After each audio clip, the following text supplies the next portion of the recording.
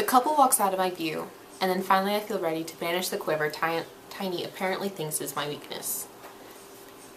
I stand up so he has to look at me, and so I have to look at him, and for once I'm taller. I love you, I say. He tilts his fat, lovable head like a confused puppy. You're a terrible best friend, I tell him. Terrible. You totally ditch me every time you have a boyfriend, and then you come crawling back when you're heartbroken. You don't listen to me. You don't even seem to like me. You get obsessed with the play and totally ignore me, except to insult me to our friend behind my back.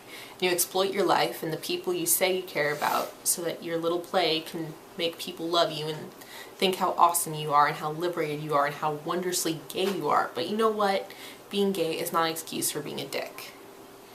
But you're one on my speed dial, and I want you to stay there. And I'm sorry I'm a terrible best friend too. And I love you. He won't stop it with the turned head. Grayson, are you coming out to me? Because, I mean, don't take this personally, but I would sooner go straight than go gay with you. No. No, no, no, no. I don't want to screw you. I just love you. When did who you want to screw become the whole game? Since when is the person you want to screw the only person you get to love? It's so stupid, Tiny. I mean, Jesus, who even cares about sex? People act like it's the most important things humans do, but come on. How can our sentient effing lives revolve around something slugs can do? I mean, who you want to screw and whether you screw them? Those are important questions, I guess, but they're not that important. You know what's important? Who would you die for? Who do you wake up for at 5:45 in the morning for, even though you don't know why he needs you? Who's drunk and knows what you pick?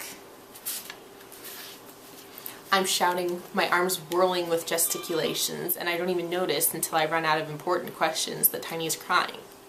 And then softly, the softest I've ever heard Tiny say anything, he says, "If I could write a play about anybody," and then his voice trails off.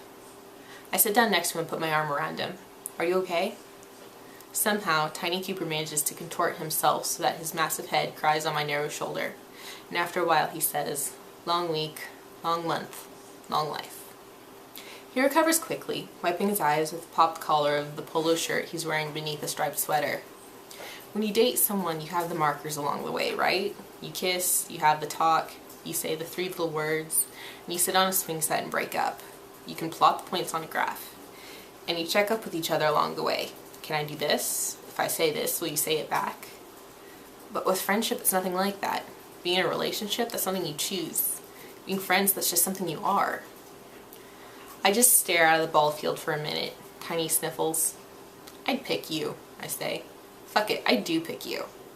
I want you to come over to my house in 20 years with your dude and your adopted kids, and I want our kids to hang out, and I want to, like, drink wine and talk about the Middle East or whatever the hell we're going to want to do when we're old. We've been friends for too long to pick. But if we could pick, I'd pick you.